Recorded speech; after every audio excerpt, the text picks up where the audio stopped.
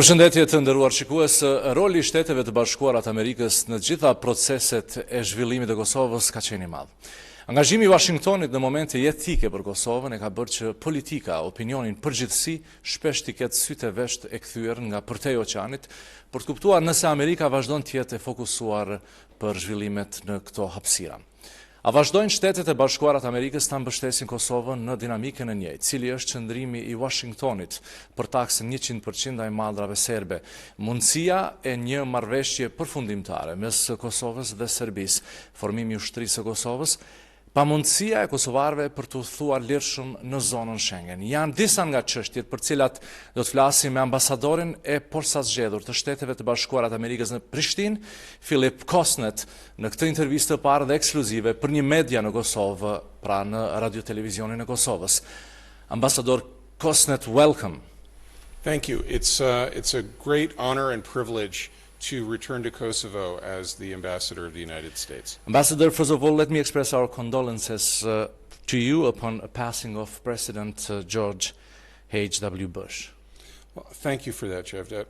I had the privilege of meeting President Bush only once, many years ago, and I feel the same way that everyone in my country does, that he was a great leader, a man of honor who has earned his place in history. And I know that he was also a great friend of Kosovo. A great supporter to Kosovo, too. Thank you. Ambassador Kostnett, Kosovo has changed since you have worked here in 2003. At this point, where Kosovo stands, it had just huge support of the United States. Do you think that Kosovo could still count in the U.S. policy? Absolutely. I mean, the United States has considered Kosovo to be a great success story. You know, we've said that it's a success story for the United States, but most importantly, it's a success story for the people of Kosovo. And I can tell you, in the months I spent in Washington preparing for this assignment, I met with many people in the government, in Congress, as well as outside the government.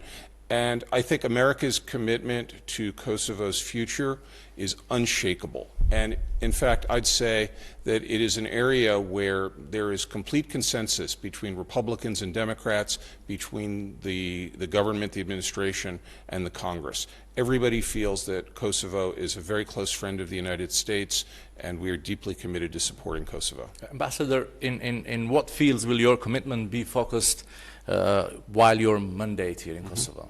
Well, there are a lot of issues where the embassy will continue to work very closely with our Kosovo friends. Economic security is critical. Foreign investment, job creation. We're also focused on rule of law and countering corruption, which remains a very high priority for us.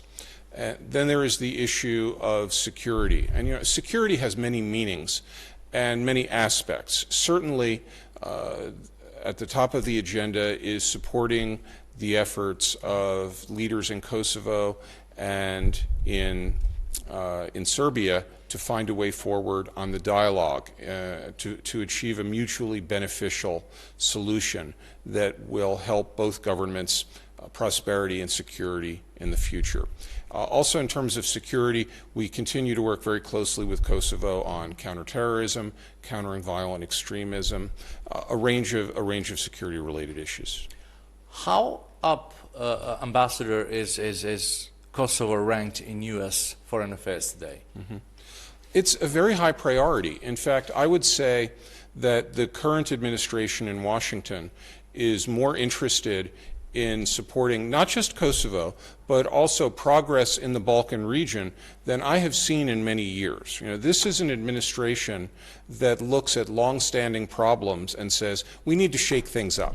We need to find a way forward. Okay. Ambassador, Kosovo is facing new challenges now, as we said, mostly with the relation with Serbia. There have been discussions between two states in Brussels, not much progress, sometimes with the tensions, as we are talking now. These days, they are probably facing the lowest point of their relations since after the start of dialogue, the government of Kosovo decided to come to a decision that Serbian goods must pay 100% of taxes in order to enter Kosovo What's your opinion when it comes to this decision, Ambassador? Well, this would be a good time for me to remind your viewers that I've been back in Kosovo for less than a week. So at this point, I want to listen to lots of people and get their input before I start making a lot of big declarations. Having said that, I do believe, and my government believes, that this is a critical moment in the dialogue process, that it's important for Kosovo and Serbia to approach this process in a spirit of cooperation. And I understand the challenges of that. I mean, I know the country's history, but in a spirit of cooperation and creativity to find a way forward. And when we speak of the dialogue in Washington, we are talking about a comprehensive discussion of all the issues that have separated the two countries for many years. And what we need to see is a process that ends with agreement that benefits both countries. You know, we all negotiate in our daily lives. We negotiate with our families, with our neighbors, business people negotiate. It isn't only governments and diplomats that negotiate. But one thing that I think is critical to a successful negotiation is that it has to be beneficial to both parties, so that both parties have an incentive to fulfill their obligations, to maintain the agreement, to move forward. And any agreement between Kosovo and Serbia needs to be durable, and it needs to be sustainable, and it needs to, again, to benefit both countries. And I think sometimes people enter into negotiations in the spirit that I'm going to win this negotiation, I'm going to defeat the other side. And when you do that, it's really very hard to have the sort of trust that's necessary to see that, that a negotiation is successfully implemented. And last point there, when we speak about implementation of agreements, you know, the United States is deeply focused on the future of Kosovo, but also on stability in the entire Balkan region. And we have every reason to want to stay by your side to make sure that if governments make commitments, they abide by them. So we're not just going to applaud while a piece of paper is signed and then move on to the next crisis. Right. The government of Kosovo took these measures, Ambassador, as they said, after the failure of entering Interpol. But they also say it is a reflection of Serbia's ongoing obstructions towards Pristina, and because of Belgrade not respecting the earlier signed agreements. I think that both governments have taken steps to show that they have levers, that they have tools they can use against the other side. Both governments, frankly, have shown that, you know, we can be tough, we can stand up for ourselves. Okay. Frankly, what I'd rather see, not a competition to see who can be toughest, but a competition to see who can be most creative and most forward-looking in trying to find a way forward. You know, I think it's very common in negotiations to hit obstacles, to reach a difficult stage, and then the two parties will retreat to their corners and sort of think about what to do next. So I know that some people are concerned that the dialogue process is at a tough stage. This is pretty normal in negotiations. You know, you go forward, you take a step back, you go forward again. And I do think it's important that the negotiating strategy and the negotiating position of Kosovo reflect a wide range of political opinion and a wide range of popular opinion. In that regard, and I'm sure we'll come back to this, the United States thinks it's important that every voice in Kosovo is heard, that members of all communities, all political parties, women as well as men, have a stake in the future of the country and feel that their voice is heard and respected. Yeah. Lately in Kosovo there have been words, Ambassador, about the possible final agreement between Pristina and Belgrade. In one side we have President commitment to reach the final agreement with Serbia, with possible, as he says, a border correction. And in the other hand, political opposition that strongly disagree about anything that has to do with the border. The dialogue with Serbia seems like it's stopped for now, as we said, or there is tensions. How do you think they could find a political will to continue this discussion? Do you think that a future agreement between these two countries might also touch the border issue? So I think some people have the misunderstanding that the United States has been pressing for a shift to the border and exchange of territory. As my superiors in Washington have tried to make clear, what we are interested in is an agreement that is negotiated in good faith by the two sides. The United States does not have any preconceptions about what a comprehensive dialogue agreement might entail. It might be that the two sides decide, honestly, in good faith, to make an adjustment to the border. They may very well decide not to, and believe me, I understand the depth of concern, the historical reasons why adjusting the border is very complicated. And again, I want to emphasize, my government is not pushing for that. We don't necessarily see that as a key to the dialogue. I think that a great deal of discussion of the dialogue has focused on that.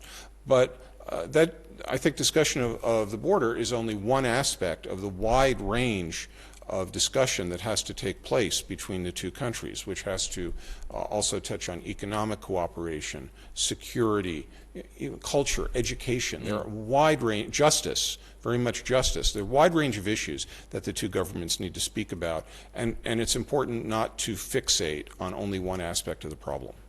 Just to clarify this, Ambassador, there have also been voices, as we said, about the territorial exchange between two parts.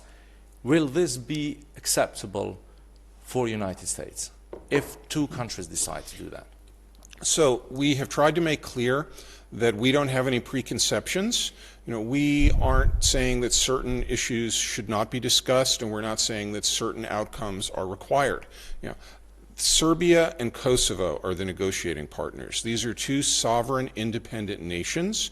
We are always going to support Kosovo. We are always going by support Kosovo. I don't mean that we are going to blindly agree to any idea that comes out of the government of Pristina, but we are going to support Kosovo in the effort to establish peace, prosperity, justice in the country and in the region.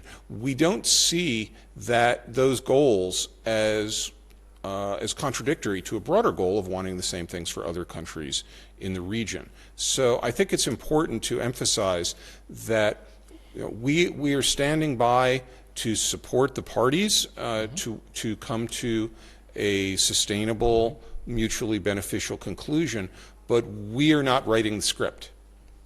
Right. Ambassador, people are getting tired of this situation. Prolonged discussion seems to never end. How long do you think that this situation should continue for? Well, I would be reluctant to suggest any sort of timeline or deadline for the discussion, but I do think that time is of the essence, that it is important to move forward as quickly as possible. And frankly, that's because, as I said earlier, my government is really focused on making progress in the region now. You have our full attention, our full support. It's a great opportunity. And I don't think that anybody, either side, or the people of either country has anything to gain by delaying a process of negotiation. So I think that the time to do anything is usually right now. Okay. Kosovo's government and population seem to also be frustrated from the EU stand towards Pristina. They have been promised the visa liberalization, and now suddenly EU, as we saw, is not prepared for such a decision. Do you think that this has increased inner tensions in Kosovo, a young population that cannot move freely like others in Europe? Well, I do think that the frustration over the current status of visa liberalization is an indication that the people of Kosovo want to strengthen their ties to the West. You know, that's where they see their future. We certainly support that. We agree with that. We think that closer ties between Kosovo and the European Union is something that's very much in the interest of the United States, as well as the people of Kosovo. And I have been struck in the short time I've been back by the amazing young people that I'm meeting, people with education, with skills, with a very broad European and global perspective, who have an enormous amount to contribute to their own country and to the world. and they want to be able to do that here, but also in other countries. You know, and I suspect that the more that young people in Kosovo are able to travel, to study, to work in other countries, and then in many cases to come back to Kosovo to contribute here, that'll be wonderful for the country. I'm not going to get into what is the right timing for visa liberalization and so on, but I am encouraged that people in this country look to the West and look to the European Union. Right. What is your opinion about Kosovo Serbs? Let's talk about them a little bit. We talked about the Kosovo and Serbia relations, but we also have a population in Serbian population in Kosovo. They seem to be a part every time of Kosovo's government, but they're always influenced by Belgrade. Do you think that this helped Kosovo Serbs to build their future in Kosovo? I think it is important for everyone in the country, every community in the country, to feel that it is their country and that they have a future here and that their voices are heard and their role is respected. You know, America, like Kosovo, is a very diverse country. We have people from all religions, different ethnic groups, different races, and a very complicated history, as people know. We don't have all the answers for how people should live in a multi-ethnic society. I think we've gotten better at asking the questions, at honestly talking about our history and understanding it's necessary to examine a country's history in order to move forward into the future. And in that regard, I'd like to say that I think that it is important that all of the members of all the minority groups feel that that they have a voice and that they're equal participants in the country. And that's an area where I look forward to making friends and hearing perspectives from all communities. Do you think that they should look more towards Pristina rather than Belgrade? I think that... So in this way, they might feel that this is their country. I think this is kind of circular. The more comfortable people feel, the more they feel like their voice matters, like this truly is their country, the less they might take their cues from outside. Right. Kosovo institutions are prepared to give a KSF, a hot topic these days, a functional army mandate. Does Washington support this step, Ambassador? Okay. Yes, Washington has consistently supported the development of the KSF and the development of the KSF into armed forces. You know, the United States has invested a lot of money. We spent time on training. We've done exchanges between the KSF and U.S. military. We think that the KSF's evolution into Kosovo armed forces is a positive step, and that it is only natural for Kosovo as a sovereign independent country to have a self-defense capability. Also, Kosovo's leaders have talked about how the Kosovo armed forces could participate in peacekeeping operations overseas, that Kosovo has reached the point where instead of only being a consumer of international security, that it can contribute to it. This is all welcome. Now, it is a long process. I know that some people in neighboring countries have fixated on a certain date that is coming up very soon and have expressed concerns that the evolution of the KSF into the armed forces could have negative implications for security. What I will say about that is this is a process that will take many years, that Kosovo has every reason, every right to have a self-defense capability. And the most important point I want to leave you with is if there are people who genuinely believe that the Kosovo's police, security forces, armed forces with any label pose a threat to regional security, I think that's another indicator of the importance of dialogue, because I think that it is important for people in both countries to understand the perspective of the other side, because when you're not communicating, all sorts of fears will rise to the surface, and people always fear what they do not understand. Do you agree that Kosovo government can pass the law on 14th, let's say they mentioned the date of December, about the transforming the KSF to the army? Well, it takes time, as they say. It takes time. It's going to take 10 years up to the proper army will be formed. That's exactly the point, Cevdet, that whether they pass this law, 14, 15, or whatever, change the, the patches on the shoulders of the personnel on a certain date is not the most important thing. What's important is that there be a long, sustainable process, and moreover, that as the armed forces is established, again, which is a long process, that it be multi-ethnic. It is important for members of the Serb community and other communities to participate in a big way in the armed forces as they have in the KSF and in the police, because this is an experience that we've had in my country, that that it's important for people in the community to see that the people in uniform represent them and not just some outside force. Right.